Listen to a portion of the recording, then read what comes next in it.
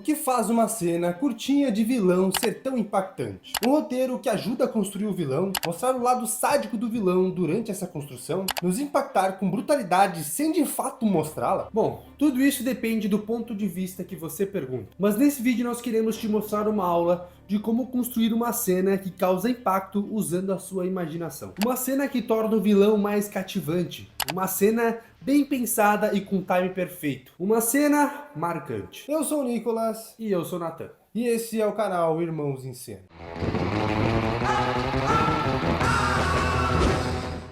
O sonho do Gambit era ser um atleta profissional de sinuca. E qual é o nosso sonho, Nicolas? O nosso sonho é que as pessoas que assistem esse vídeo sejam tão boas na sinuca que dê uma tacada certeira no like. And his name is John C.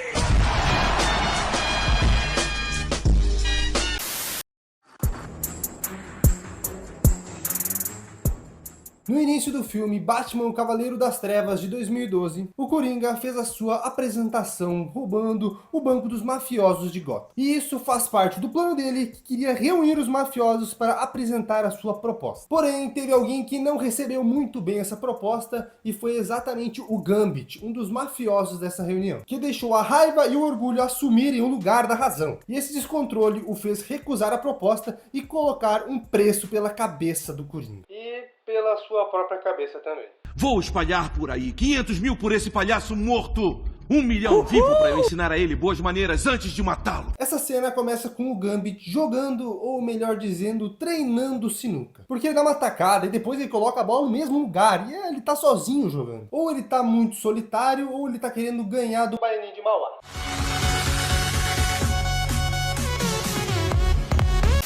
Olimpíadas? Ele quer pra Olimpíadas pra começar a ter... Sinuca vai estar lá, mas ele vai ter que competir com o Japão, né? Porque o Japão, qualquer modalidade que surge, eles são os melhores. Esse piadinha já começa por aí. Porém, dois capangas interrompem seu treinamento para avisar que haviam matado o Coringa. E na sequência, outros dois capangas carregando o corpo aparecem junto com 3 homens que haviam feito o serviço. Eles colocam o corpo sobre a mesa de sinuca, estragando de vez a preparação do Gambit para 2028. Primeiramente, ele confere se realmente era o Coringa. E com essa confirmação, ele dá as costas ao corpo e diz que morto era 500 mil. Como ele mesmo tinha falado na reunião dos mafiosos pro próprio Coringa. Vou espalhar por aí 500 mil por esse palhaço morto. Pra surpresa do Gambit, o Coringa se levanta, mata 2 dos seus capangas e pega ele como refém. E quem não ficou impactado com essa parte... Quer dizer, a gente já esperava isso, né? Mortos são 500 mil. E nessa ação ele fala uma frase muito impactante, que é: e se for vivo? E se for vivo?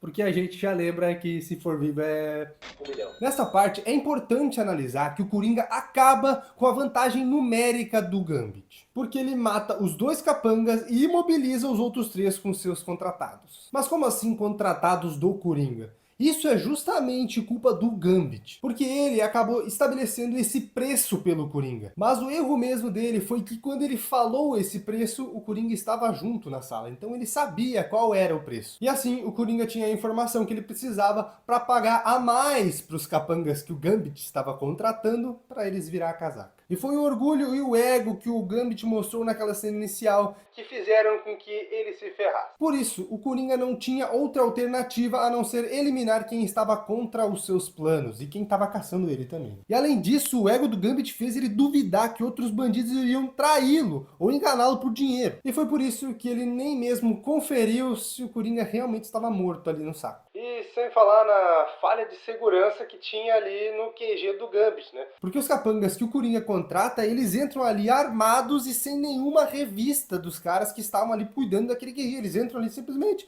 podiam estar armados, podiam estar... Eles estavam armados? E por esse motivo eles facilmente imobilizaram os capangas do Gambit. Com o Gambit imobilizado, o Coringa pede se ele quer saber qual a origem das cicatrizes em sua boca. Ele conta então que seu pai era bêbado e viciado, e que uma noite ele havia chegado mais doido que o costume. Uma noite, ele chegou mais doido do que o normal. E que sua mãe havia pegado uma faca para se defender, e o pai dele não gostou nem um pouco dessa situação. Ele não gostou nada, nem um pouco. Notem que esse nem um pouco, essa frase nem um pouco, ela é bem enfatizada pelo Coringa, porque é o ponto de vista dele daquela situação. E o Heath Ledger parece procurar palavras, desviando um pouco o olhar para cima. E isso tudo para trazer mais veracidade para a atuação dele. São detalhes mínimos que fazem toda a diferença. É que normalmente a diferença entre um ator bom para um ator ruim é o ator que cuida dos detalhes, porque os detalhes é o que a gente mais nota, entendeu? É o que mais valoriza uma atuação. E exatamente, tipo, essa fala mais pausada é justamente o que faz parecer que ele tá procurando palavras e não é uma coisa decorada. Porque se fosse decorada ele ia falar, tipo, normalmente. Essa procura de palavras do Heath Ledger também pode ser entendida como uma parte que essa história talvez não seja tão real assim. Até porque na festa do Bruce Wayne, ele fala pra Rachel uma outra versão dessa história. Ele conta que ele fez o corte porque a mulher dele estava triste e ele queria rir. Não. E muitos fãs e pessoas que olharam esse filme gostaram dessa parte de deixar esse mistério por trás da origem desse personagem. Voltando para essa história que o Coringa conta, ele fala que o seu pai esfaqueou a sua mãe rindo e com ele assistindo tudo. E ele completa dizendo que o seu pai virou para ele e perguntou para ele: por que você está tão sério, meu filho? Por que está tão sério? E ele completa a história dizendo que ele se aproximou dele com a faca e perguntou novamente: Chegou perto de mim com a faca. Por que está tão sério? Então ele mostra pro Gambit e pra nós como que o pai dele teria colocado a faca na boca dele. E é nesse momento que ele fala uma das mais icônicas frases também desse filme, juntamente com essa que a gente falou antes: vamos botar um sorriso nesse rosto. Para put your smile in that face. Assim que ele fala, né? Não sou muito bom em inglês. Ficou, ó, uma bosta. Quando a gente acha que ele vai mostrar como o pai dele realmente fez, ele dá uma pausa pequena. Ele olha para um dos capangas do Coringa e pergunta: por que você está tão sério? E na sequência ele pega e mata o Gambit. Por que está tão sério? E é muito importante a gente notar as primeiras vezes que ele interpreta essa pergunta do pai dele. Porque ele fala com muita entonação e sentimento. Isso porque essa foi a forma que ele sentiu esse momento. E esse foi o peso das palavras do pai dele para ele quando ele era garoto. Porém, acontece o contrário quando ele faz a pergunta pro capanga. Isso porque nesse momento ele mostra como seu pai realmente fez a pergunta. Até porque foi uma pergunta sincera pro capanga que realmente estava assustado. E é muito interessante a diferença entre as duas vezes que ele fala essa frase, né? Porque a primeira vez a gente vê claramente que ele tá colocando muita emoção e depois ele fala bem normal, tipo, ué, por que tá tão sério? Outro ponto de destaque é a direção, que é fantástica do Nolan, simplesmente fantástico. Porque ele consegue passar a violência do ataque do Coringa sem realmente mostrar ela. Isso pelo fato da classificação desse filme ser PG-13, então ele não podia mostrar muito sangue, realmente a violência. Mas mesmo assim causa um impacto muito grande na gente. E isso porque ele usa tipo trocas de câmeras, sons distoantes ali para deixar claro essa violência sem mostrar. Deixando a nossa imaginação fazer o resto.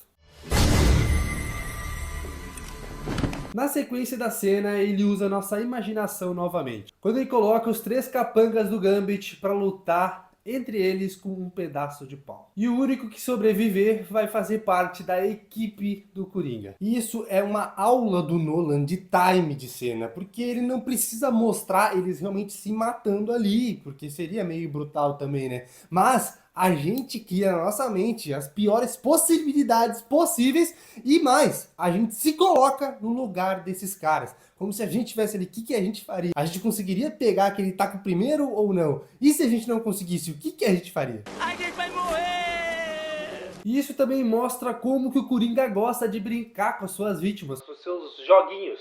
E na maioria das vezes, como nessa cena, ele faz os seus inimigos lutarem um contra o outro, sem ele precisar fazer nada. E a pergunta que fica é: qual dos 3 sobreviveu? E aparentemente é uma pergunta sem resposta. Eu até tentei olhar no filme, eu analisei, fiz uma análise do filme, tá? Pra ver se aparecia um dos 3 ali no decorrer do filme, mas não apareceu. O melhor dizendo, eu acho que os 3 se mataram mesmo. É só isso! Mas uma certeza a gente tem, é que um dos capangas do Coringa é meio psicopata, porque ele ficou responsável de cuidar ali do ringue de batalha, ele era o juiz ali da batalha, né? Só que ele tava animadaço, entendeu? Animadaço pra ver aquela parada. Aí a gente já vê que o Coringa escolhe os caras que estão na mesma vibe dele, né? Mas para você estar na mesma vibe desse canal, você precisa deixar o like, comentar e se inscrever aqui. Comenta aqui embaixo qual parte dessa cena você mais gostou. Comenta aqui também se você notou alguma parte nessa cena que a gente não apontou nesse vídeo. E comenta aqui também sugestões de cenas que sejam tão marcantes quanto essa pra gente analisar no nosso quadro. E é isso aí, galera. Valeu e até!